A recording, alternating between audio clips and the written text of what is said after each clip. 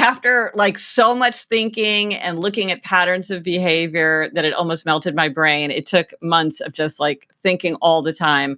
I identified this pattern of behavior, which I call the four tendencies, which divides people into upholders, questioners, obligers, and rebels, as you say, on how they respond to expectations.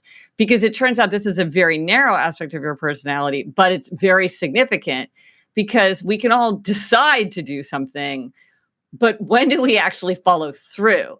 Knowing a person's tendency makes it a lot easier to set ourselves up for success. That's Gretchen Rubin, the New York Times best-selling expert on happiness. I'm your host, Patrick McGinnis, and this is FOMO Sapiens. When the world's spinning out of control, it can be impossible to know what to do and what to miss out on. That's called FOMO, which is short for fear of missing out. How do I know? Because I coined the term, and I'm the world's first FOMologist.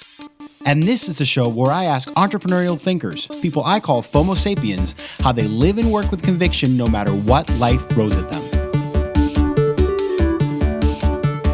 FOMO. FOMO. Welcome back, FOMO sapiens. If you caught the last two episodes, and I hope you did, then you know that finding a guest who can follow the great Jay Shetty is no small task. But I gotta tell you, I think I found the perfect person. And that person is Gretchen Rubin. Now, you may know her from her smash books like The Happiness Project and The Four Tendencies, or you might know her from her podcast, Happier with Gretchen Rubin. But if you don't, then you're about to meet one of the smartest people walking around on the planet. Gretchen is, as we say in my home state of Maine, wicked smart, with degrees from Yale and Yale Law School. But beyond all those degrees, she's the best kind of smart of all. She's smart about how to live your life in a way that actually makes you happy. Easier said than done, I know, but Gretchen is widely recognized as a leading authority on the matter. And as you'll see shortly, there is good reason why she sold millions of books all over the world. She talks about how to live better in a way that isn't fluffy, it's practical, and it makes sense. And today, we're going to focus on a topic that is a personal challenge for me, and from what I hear from all of you, it's a personal challenge for many of you as well. It's how to uphold the commitments you make to yourself and to others, whether it's something like losing those 10 pounds after the holidays or working on that new business idea. If you struggle to get things done, or you feel like you spend all of your time crossing off somebody else's to-do list rather than your own, I know how that feels, then you're going to get a lot out of today's show. Then, stick around for the faux moment of the show, where I'm going to share my own take on what it takes to dedicate your time to fulfilling your goals rather than taking care of other people's priorities. As you'll see in the interview, this is an area where I've struggled a lot, but I also have some hacks that I've developed that you're going to like and that I think you're going to be able to use starting today. And one more thing, the audio version of my new book, Fear of Missing Out, Practical Decision Making in a World of Overwhelming Choice, is out this week, November 17th. I actually read the book myself. I went into the studio, COVID safe, we were all masked up. And I can tell you that it was a lot of fun and I worked hard on it. And I promise, if you like the sound of his voice, then you're going to love the audiobook. But in all seriousness, I am very proud of it. And since all of you listeners are audio heads, I do really think you'd enjoy it. So check it out at Audible or wherever you get your audiobooks. And now onto the interview.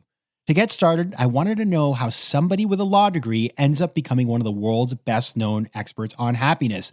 It's not a direct path. I love lawyers, but they're looking for risk and downside, not necessarily focusing on happiness all the time. And so I asked Gretchen how she ended up leaving the treadmill for a far less conventional path. Well, I went to law school for very common reasons, but not very good reasons, which were things like, well, I'm good at research and writing, and I can always change my mind later, and this will keep my options open. And my dad really loves being a lawyer, so why not go? So I went to law school, and then it turned out it went really well. And so I just stayed on the law path as one thing led to another. But one thing that's true about me is that ever since I was very young, I will become very preoccupied with a subject and do a ton of research and note taking on it, just as kind of a thing I do for fun.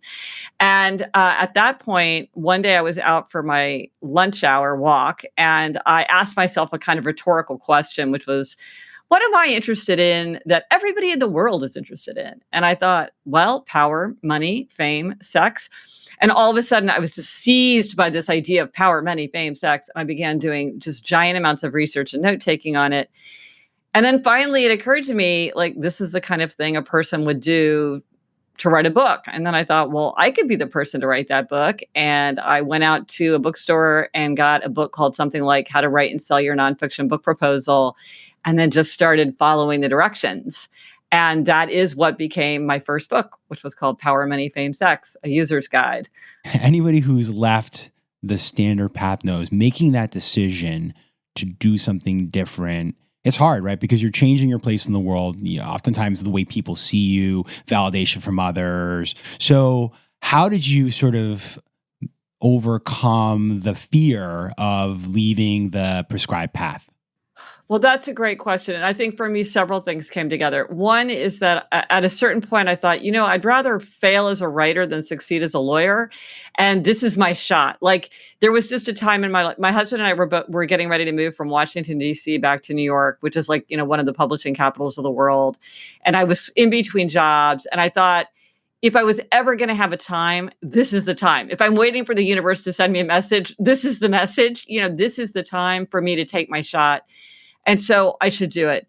And I will say also that I was really fortunate in that everybody in my life was very supportive of me taking a big risk. And I think that it's easy to say you should just like carve your own path, but at least I am very influenced by what the people in my life think. And I was very fortunate because here are my parents. Like, I had just like basically had the best legal credentials a person could have. And I'm like, and now I'm going to start over from zero. And I don't have a clip or a short story to my name. And they were like, that is great. Like, you should give it a shot. And my husband was also switching from law into finance. And so he was also taking a big leap. And there was a day where we were, in our New York City apartment, and we got our letters from the New York Bar Association asking us to pay up for our bar fees. And I said to my husband, are we going to pay our bar fees? And he's like, no, we're not going to. Why would we pay our bar fees? We're done with that. And I thought, oh my gosh, we're really doing this. We're really moving beyond the law. Now I find out you can always go back and like make it up if you want to. But at the time, it felt like this threshold, this decision of enormous consequence. Yes, you make that decision. You close one door, at least you thought at the time, and you have nowhere to go but the other direction. So you close down that path. You take the other one. You're decisive, which is something that we all like to talk about on the show. And you've gone on and read a bunch of books. And one of the books, the one I want to talk about today, is called The Four Tendencies. And this is a book that asks, how do people respond to inner expectations, like a New Year's resolution, and to outer expectations, like a work deadline? So tell me about what inspired you to take on that really big topic. Well, I got my first insight into this framework, but that became the Four Tendencies because I was writing a book called Better Than Before about habit formation. And speaking of decisions, one of the things that puzzles people about themselves and other people is like, I will know perfectly well that I'm happier if I eat right or get enough sleep, and I'll decide that this is a real priority for me, and then I just don't do it. And why is it that even though I've decided and I completely committed to something, it just doesn't happen? And so to me, that seemed like a problem of habit formation. So I became very drawn to how people could form the habits that would make them happier, healthier, more productive, and more creative. And I started to notice patterns in how people succeeded or failed to succeed. And the big moment came for me when a friend said, I know I'm happier when I exercise. And when I was in high school, I was on the track team and I never missed track practice. So I don't understand why I can't go running now. So it's the same person, same behavior. At one time it was effortless and now she's struggling to do it. Why? And after like so much thinking and looking at patterns of behavior that it almost melted my brain, it took months of just like thinking all the time. I identified this pattern of behavior, which I call the Four Tendencies, which divides people into upholders, questioners, obligers, and rebels, as you say, on how they respond to expectations. Because it turns out this is a very narrow aspect of your personality, but it's very significant because we can all decide to do something, but when do we actually follow through? Knowing a person's tendency makes it a lot easier to set ourselves up for success. FOMO. And so you identify these four tendencies: upholders, obligers, rebels, and questioners. So tell us a little bit about each one of them, and kind of, I'd love to know sort of like, I know you have a quiz on your website, which I took. We'll talk about that in a bit, and I will reveal what I am. But what is the kind of the percentage split among those? Okay. Right. So upholders readily meet outer and inner expectations. So they meet the work deadline, they keep the New Year's resolution without much fuss. They want to know what other people expect from them, but their expectations for themselves are just as important. So their motto is discipline is my freedom. Then there are questioners. Questioners question all expectations. They'll do something if they think it makes sense. They hate anything arbitrary, unjustified, irrational. They're always looking for reasons. So the fact is, they make everything an inner expectation. If it meets their inner standard, they'll do it no problem. If it fails their inner standard, they'll resist. So their motto is, I'll comply if you convince me why. Then there are obligers. Obligers readily meet outer expectations, but they struggle to meet inner expectations. So this explains my friend on the track team. When she had a team and a coach expecting her to show up, no problem. When she's just trying to go on her own, she struggles. So the key for obligers to remember is that if they want to meet an inner expectation, they need to create a form of outer accountability. If you want to read more, join a book group. If you want to exercise more, take a class where the teacher will know if you don't come, work out with a friend who'll be annoyed if you don't show up. There's a lot of ways to create outer accountability, but that's what obligers need. So obligers' motto is, you can count on me, and I'm counting on you to count on me. And then there are rebels. Rebels resist all expectations, outer and inner alike. They want to do what they want to do in their own way, in their own time. They can do anything they want to do, anything they choose to do. But if you ask or tell them to do something, they are very likely to resist. And typically they don't like to tell themselves what to do. Like they won't sign up for a 10 a.m. spin class on Saturday because they think, well, I don't know what I'm going to feel like doing on Saturday. And just the idea that someone's expecting me to show up is going to bug me. So their motto is, you can't make me, and neither can I. And so the biggest tendency for both men and women, the one that has the biggest number of people in it, is obliger. You either are an obliger or you have many obligers in your life. It's a big tendency. After that is questioner. The smallest tendency, though it's a conspicuous tendency, is rebel. And what was surprising to me is that my tendency, upholder tendency, is only slightly larger than rebel because we're kind of the two extreme personality types, upholders and rebels. And I remember, like, when I finally came up with this framework, I went running into my husband, who's a questioner, by the way, and I was like, you know what I figured out? I'm part of this kind of like extreme fringe personality type. And he was like, you think? Because he was not surprised. So I took your quiz, and I am definitely an obliger. Oh, okay. So you're in great company. That's the biggest tendency for both men and women. Yeah. And I noticed, it's so funny when I read it and I was reading through, you sent a PDF of it and about it. And it's like, yes, I'm the guy who always puts other people's needs first. I never miss a deadline. I always come through, always really good in school. And as an adult, I have done the kinds of things you talked about. So when I wanted to get in better shape, I signed up for the New York City Marathon. When I wanted to meditate every day, I found an accountability partner. I will schedule meetings early in the morning to make sure I go to bed on time. So I have created all this structure in my life in order to make sure that I actually do the things that I need to do because I know how bad I am at that. Well, see, and I think that's a great example of how a lot of people kind of figure it out over time and experience, like how to set things up so that things work for them. You sort of start to you start to intuit the patterns for yourself or for other people. And I should say, if people want to take the quiz that you mentioned and like get a report that spits out the answer, most people kind of know what they are just from the very brief description. But if you go to quiz.gretchenrubin.com, it's very short. It's very quick. It's like 3 million people have taken this quiz now. So yeah, it's fun. Check it out. I think I learned something from it. Now, tell me something. Is this totally subconscious? Are we deciding to do these things? Or is this just something that's like, your parents raised you a certain way, you were part of a certain culture, it's just sort of part of who you are, it's in your DNA? I think it's hardwired. I mean, I'm a big believer in the genetic roots of personality, and I think the tendencies is something that you bring into the world with you. I don't think it's a function of culture or upbringing or birth order or religion or, people have said various things. I really think that this is just part of who you are. But of course, culture and time and experience is going to influence how it comes out. So if you're a questioner and you're in North Korea, you're probably going to learn to keep that shut down. Whereas if you're a questioner and you're in Silicon Valley, it could be one of your greatest assets. And so I think it comes out in different way, and people characterize it in different ways. Some people might say, "Oh, look at me. I'm so I always am letting myself down. I make these promises to myself and I don't keep them. I keep saying I'm gonna exercise and I don't. Like, something's wrong with me." And somebody else is like, "Hey, you think I got time to exercise? I give 110% to my client. Oh my gosh, I'm there for my client all the time, 24/7, because that's the kind of person that I am. So of course I don't have time to exercise because I'm so awesome." Well, these are both obligers, right? Because what they're saying is I'm meeting outer expectations, but I'm not meeting inner expectations. One person sort of sees it as a flaw. One person is like bragging about it. And so you can see people characterizing it differently or viewing it differently. Or also people like you have figured out how to work around it. So they get all the strengths of their tendency, but they don't really experience the limitations. Whereas other people kind of haven't figured that out. And so they are much more hampered because each tendency has its own weaknesses and limitations, and they kind of haven't figured out the workarounds.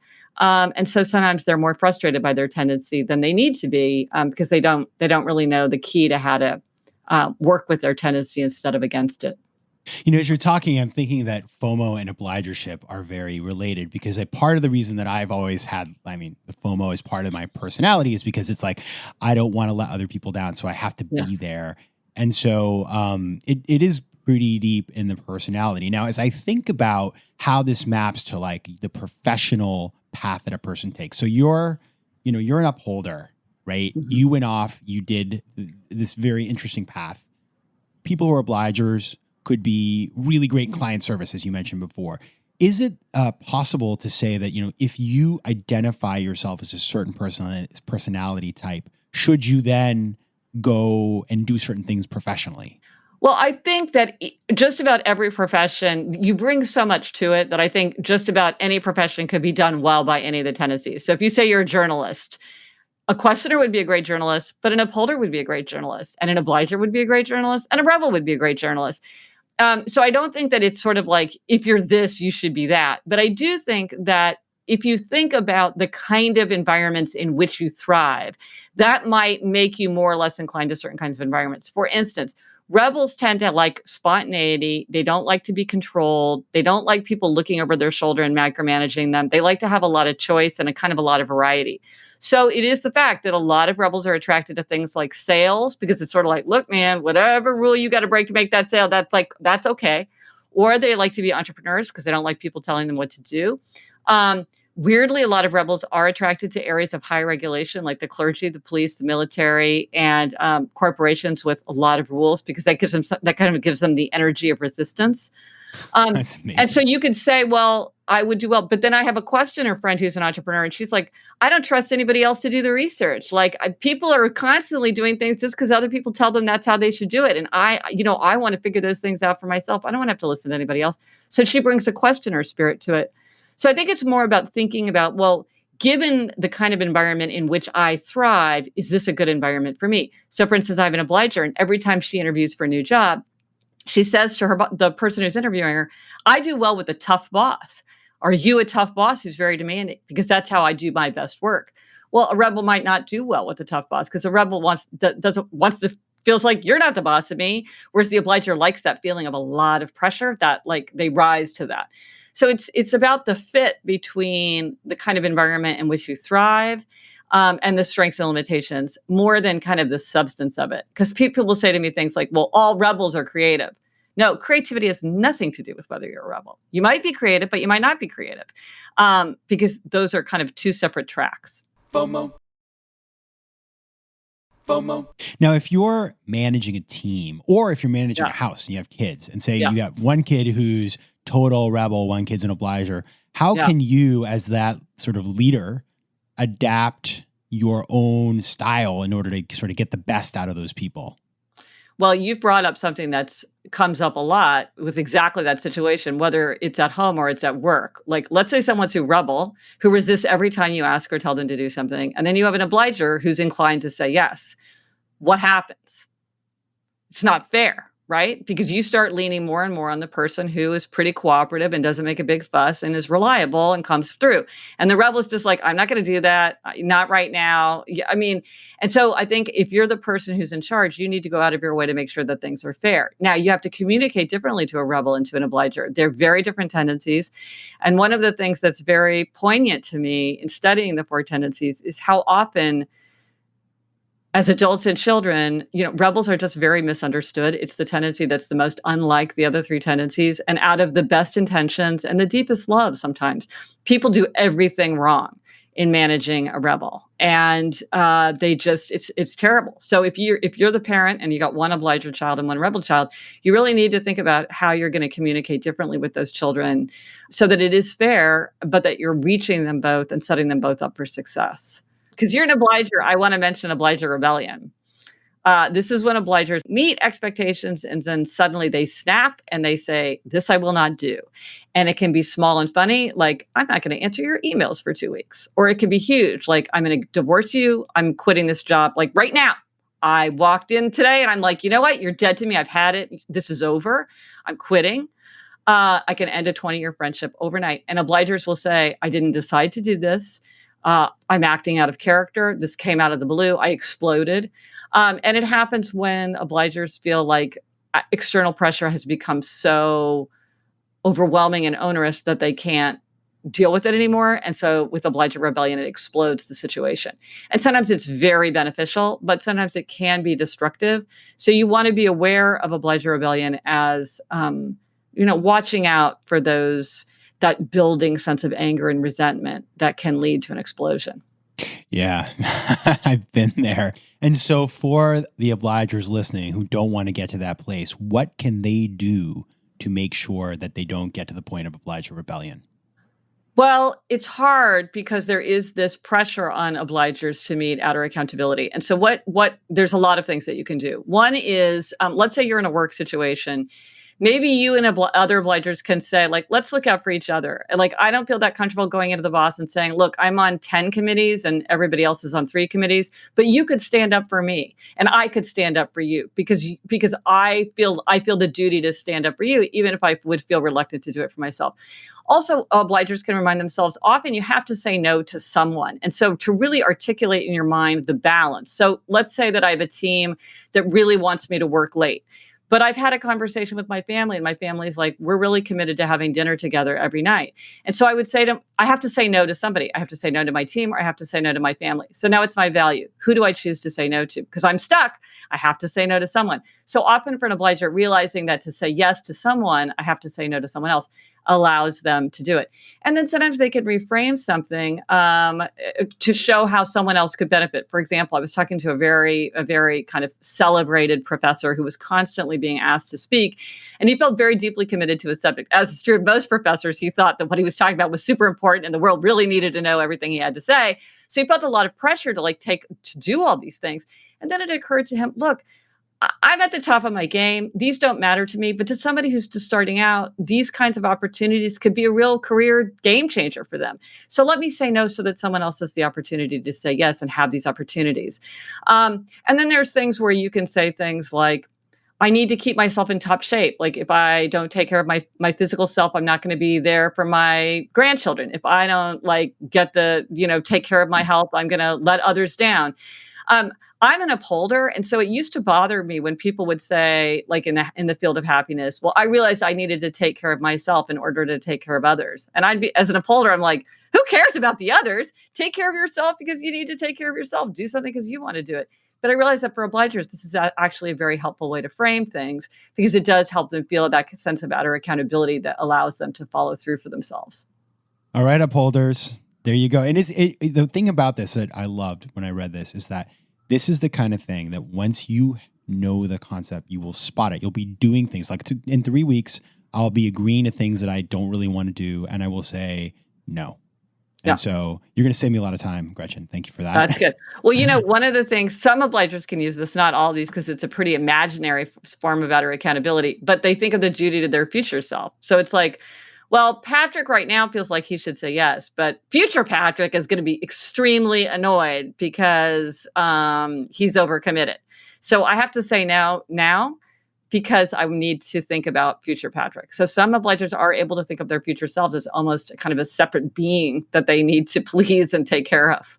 It makes sense because I'm often very angry at Patrick 2 weeks ago for agreeing to do things. So Yeah. I'm going to give that a try. Now, Gretchen, you think deeply about happiness and how we can live better lives. And we were in the middle of something, and I know you've been talking about the pandemic. And so I just love to close by having you offer us some words of optimism, because I think, looking at the news, there's not a lot of it out there. So what are you feeling optimistic about right now?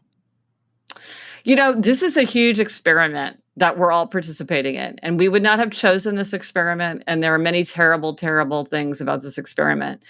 But we're also learning a lot, and I think that we're gonna come out of this with a lot of, things to fix and problems to solve, but I think we're also gonna have a lot of information that we didn't have, and you look at certain areas, like, I know a lot of people who work in the health profession, and many of them are thrilled. They're like, "This is like a 10-year acceleration in being able to use, telemedicine, and this is could be a game changer for us." Or people understanding, like, maybe we don't need to travel so much. We can save money for our company. We can save wear and tear on individuals. We can save wear and tear on the environment. Because it turns out we can do a lot of this stuff by Zoom. So I think a lot of people are looking for, what are the silver linings? What are we learning that we can, even things like, how does the cognitive development of teenagers change when they can stay up later and sleep later, which is more in keeping with like their natural circadian rhythms. I'm like, I bet somebody's studying that, and it's going to be really interesting to see what happens. So I don't want to minimize or dismiss the severity and the terrible consequences of what we're going through, but I do think that we will learn important lessons. And so I think for all of us, it's to sort of see, like, well, what's working, and how can I take that forward? Like, a lot of people I know are like, "Ooh, I'm eating so healthfully because I have more time to cook.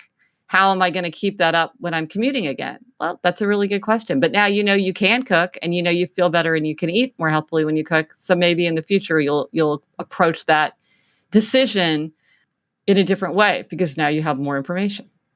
So the book is called The Four Tendencies, and you can actually take a quiz to see which of the tendencies you have over at GretchenRubin.com.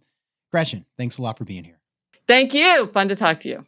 FOMO. And now it's time for the faux moment of the show. And as you just heard, as an obliger, I have had to find some creative ways to overcome my desire to keep everybody else happy before dealing with the things that I need to get done.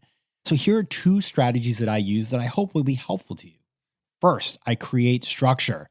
As you heard in the interview, when I wanted to get in better shape, I just signed up for the New York Marathon, which sounds a little crazy, but I can tell you something. Knowing that I had an external deadline that I had to meet, and that if I didn't train, I would be in big trouble the day of the race, motivated me to get out of the bed every morning. I got out of bed, I made my commitment to run my miles, and I was ready on race day. Now, obviously, there are lots of ways to create structure in your life without going that extreme, like signing up for a marathon. For example, you can make a financial commitment, like paying for a class if you want to learn a new skill. You can also recruit a friend to keep you accountable and maybe join you in whatever you want to do. Or you can tell important people in your life about your goal, what you're trying to achieve, and then encourage them to keep you honest with respect to your goals. I'm not saying to nag you. Nobody likes a nagger, but just to keep you honest and to encourage you. The second thing you can do is outsource the things you cannot do. Every day, lots of people ask all of us for help, and helping other people is good. Of course it is. It's essential, but it can also fill up your entire schedule. And the worst thing in the world is to open your calendar in the morning and realize that you're spending half of your day solving other people's problems. So this is something I do all the time, or I used to do, and I've really been pushing back against it. And what I have done is outsourcing. Here's how it works. So for example, somebody needs advice, or maybe somebody wants you to do something. It's something nice. They invite you to speak at a conference. I'd love to do that, but I'm not getting my own things done, so I don't have time to do that. So rather than just say no, because I don't want to say no, I have all that FOMO, what I do is I think of somebody I know who could help, who would actually enjoy helping, and then I ask them to do it. It's a great way to empower people you know who are talented, help them to meet new people, help them to help other people, and take that off your plate. You still get to take part in this thing vicariously. You get to hear about it. You get to know that the problem is solved or the opportunity is taken advantage of, but you don't have to do it yourself. Now, I'm sure some of you have your own strategies, so drop me a note at letsconnect@patrickmcginnis.com or find me on Twitter or Instagram. Tell me what works for you. I'll share the best ones on a future episode of the show. FOMO. Big news. We now have a brand new website. So head over to FOMOSapiens.com where you can listen to past episodes, learn more about the show, and find out how to advertise. Also, head over to Spotify where you can find and follow playlists of the best of the show. You can also connect with me on Instagram at Patrick J. McGinnis, on Twitter at PJ McGinnis, and on LinkedIn. I'd love to hear from you, so don't be shy. FOMO Sapiens is recorded in New York City. Theme music is by Mike McGinnis, and editing and post-production is by Josh Elstro. If you like today's show, please be sure to rate it and recommend it to your friends. And as always, you can find me at FOMOSapiens.com and at PatrickMcGinnis.com. To advertise on FOMO Sapiens, reach out to contact@FOMOSapiens.com. FOMO.